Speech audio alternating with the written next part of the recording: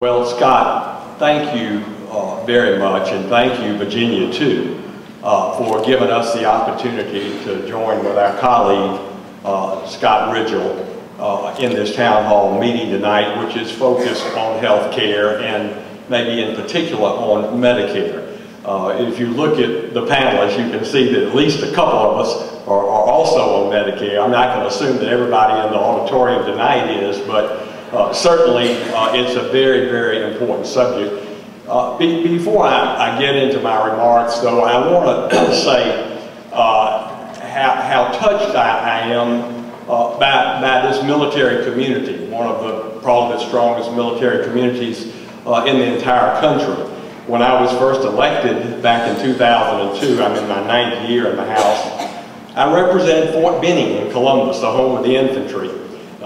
With redistricting, I no longer represent Fort Benning, but when we called on the veterans to stand, and I noticed among my colleagues, including Dr. Stolley, your representative here in the Virginia legislature, 4 out of 5, excluding myself, have served in the military.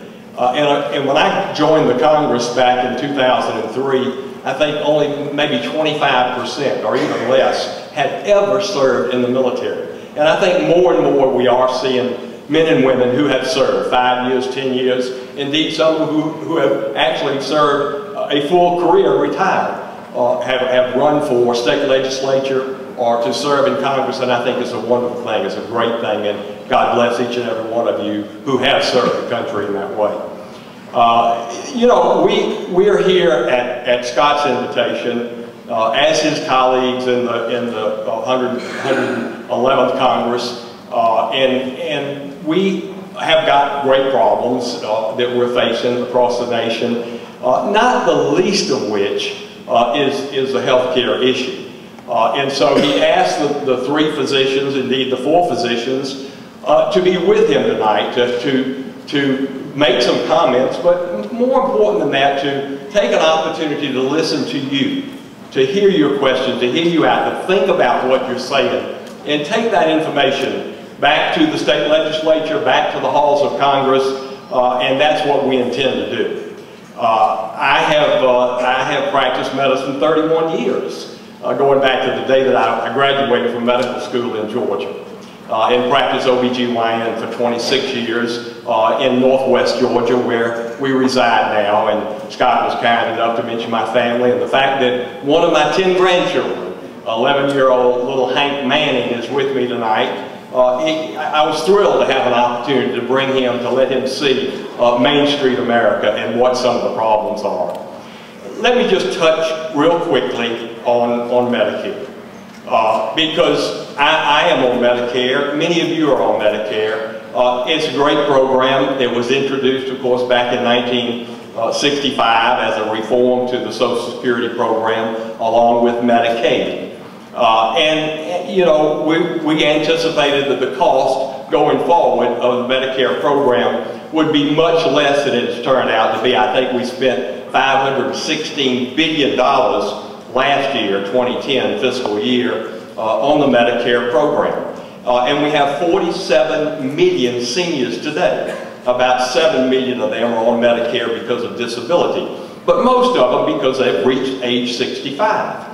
And you're so dependent on that. And it's a program that we absolutely have to protect and preserve and make sure that not only do we have Medicare as we know it for those current recipients, beneficiaries, the 47 million, but also anybody who is close to, indeed within 10 years, 55 and older, that Medicare will not change. That is a pledge that I would make to you as part of the House of Representatives in the current majority, that we will not change Medicare for those who are already on it or within 10 years of being eligible.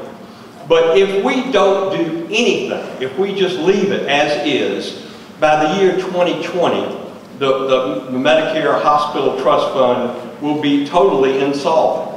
And that's not Phil Gingery saying that. That's the Congressional Budget Office, bipartisan Congressional Budget Office. That's indeed the Medicare trustees who are charged with giving that report every year to let us know how we're doing and what we can expect as we go forward. And again, if we just sit back and say, let's let some other Congress worry about this, let's concern ourselves more about the next election, let's don't reach out and touch that third rail, we can kick the can further down the road and maybe get away with that because people won't be noticing. Well, people are noticing, and they should notice. And I want you to know that in 2020, if we do nothing, if we take that approach, then you're going to face a 22% cut in your benefits. Or you're going to, workers today are going to face a 22% increase in their payroll tax. So avoiding the issue is not going to solve it. And we were elected, we took on these jobs, we left our medical practices because, and I know I speak to my colleagues in saying this, we care about this country. And we particularly, because we are healthcare professionals, we care about the healthcare, the health of the nation. And we are going to work hard to solve that problem. Now, in the House-passed budget, which is not passed the Senate, it's over there. They have not produced a budget yet, unfortunately.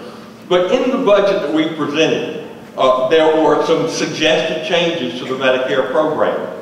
And I know that it's very likely that people in the room today, in the auditorium tonight, might be a little bit concerned about, well, would you, Congressman, would you be for raising the age at which a person is eligible for Medicare? How about this new program in the Republican budget that actually calls for a premium support program for anybody today who is under the age of 55, that maybe 15 years away, or 25, or indeed like my grandson Hank, who's 11 years old, because time goes quickly and he's going to need that at some point in the future. So we can talk about this tonight, and I look forward to discussing these issues with you and seeing what your thoughts are in regard to that. But again, let me in conclusion just say that the opportunity to be with you and to talk about what the problems are, particularly in regard to health care. Let's talk about health care. But as Larry, as the moderator has said, and as Scott has said, there are many other things, the debt ceiling increase, the Standard & Poor's decision, a lot of things on people's minds tonight, and we look forward to hearing from you. I look forward to Q&A. Thank you so much for allowing me to be with you.